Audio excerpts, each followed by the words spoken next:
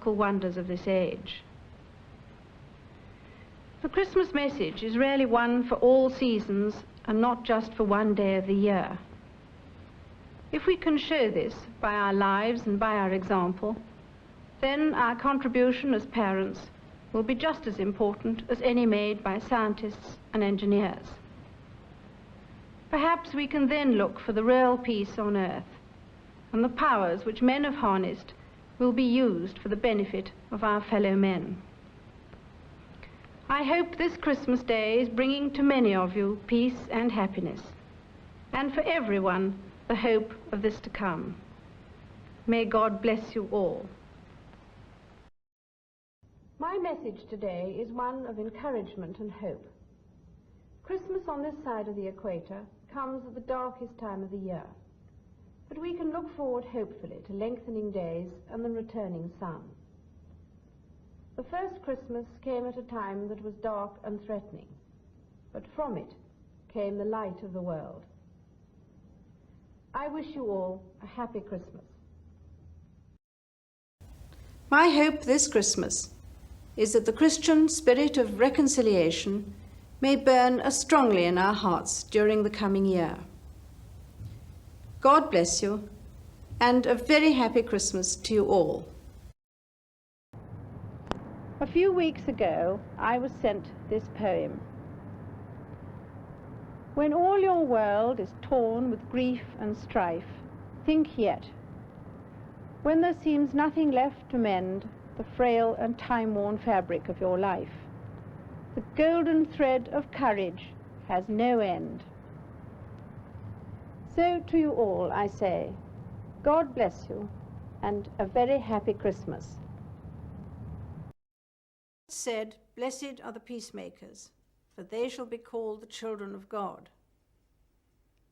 Thanks to the peacemakers, many millions will enjoy a better Christmas this year. I hope your Christmas will be a happy one. God bless you all.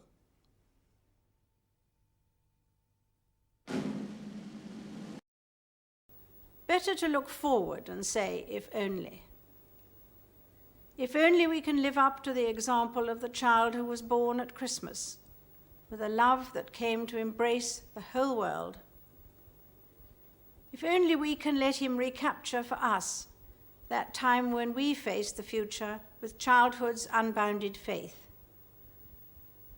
Armed with that faith, the new year, with all its challenges and chances, should hold no terrors for us, and we should be able to embark upon it undaunted. My family joins me in wishing each one of you a very happy Christmas.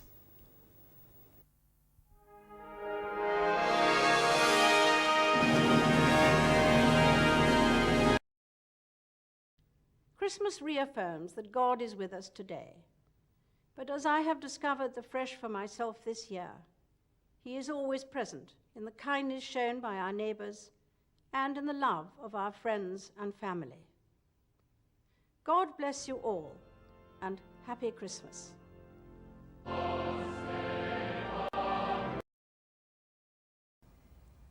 Christ's birth in Bethlehem so long ago remains a powerful symbol of hope for a better future. After all the tribulations of this year, this is surely more relevant than ever.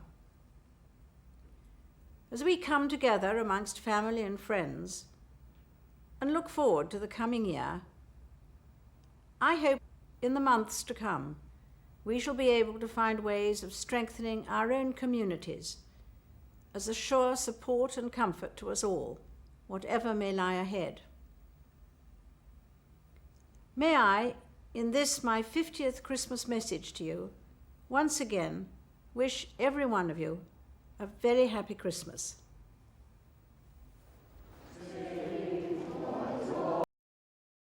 I hope we all, whatever our faith, can draw inspiration from the words of the familiar prayer.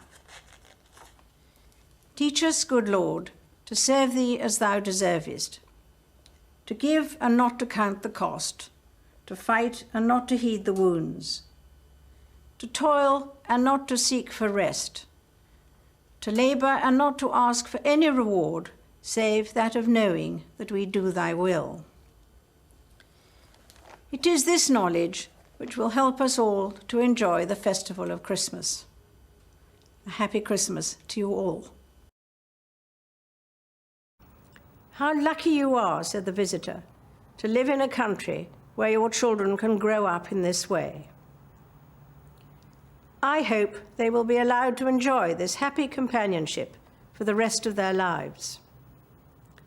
A happy Christmas to you all.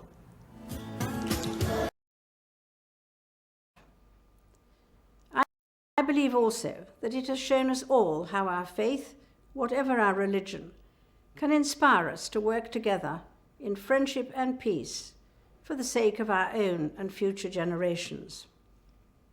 For Christians, this festival of Christmas is the time to remember the birth of the one we call the Prince of Peace, and our source of light and life in both good times and bad. It is not always easy to accept his teaching, but I have no doubt that the new year will be all the better if we do but try.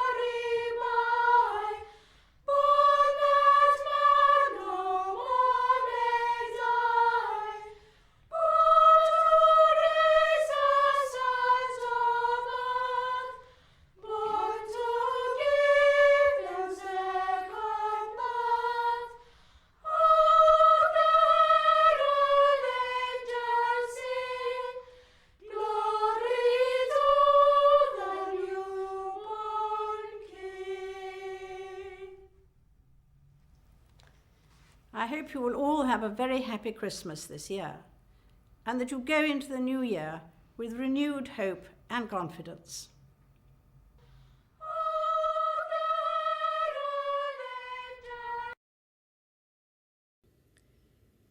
A familiar introduction to an annual Christmas carol service contains the words, "Because this would most rejoice his heart, let us remember in his name the poor and the helpless, the cold, the hungry, and the oppressed, the sick and those who mourn, the lonely and the unloved." Wherever these words find you, and in whatever circumstances, I want to wish you all a blessed Christmas. I hope that, like me, you will be comforted by the example of Jesus of Nazareth, who often in circumstances of great adversity managed to live an outgoing, unselfish and sacrificial life. Countless millions of people round the world continue to celebrate his birthday at Christmas, inspired by his teaching. He makes it clear that genuine human happiness and satisfaction lie more in giving than receiving, more in serving than in being served. We can surely be grateful that 2,000 years after the birth of Jesus, so many of us are able to draw inspiration from his life and message, and to find in him a source of strength and courage. I hope that the Christmas message will encourage and sustain you too, now and in the coming year. I wish you all a very happy Christmas.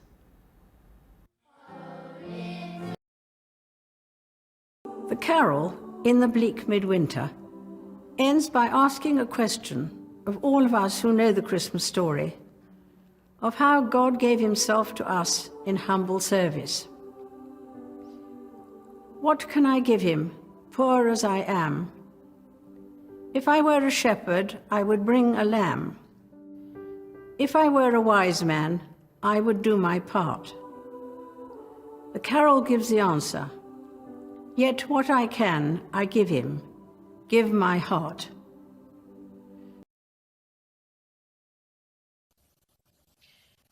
On the first Christmas, in the fields above Bethlehem, as they sat in the cold of night watching their resting sheep, the local shepherds must have had no shortage of time for reflection.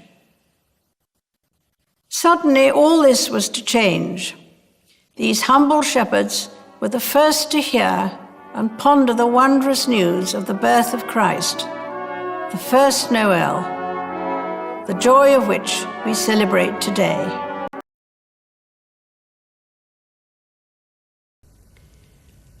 On that chilly Christmas Eve in 1914, many of the German forces sang Silent Night, its haunting melody inching across the line.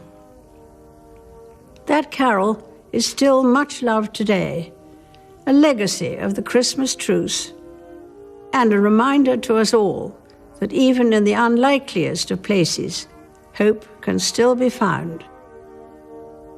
A very happy Christmas to you all. There's an old saying that it is better to light a candle than curse the darkness. There are millions of people lighting candles of hope in our world today. Christmas is a good time to be thankful for them and for all that brings light to our lives. I wish you a very happy Christmas.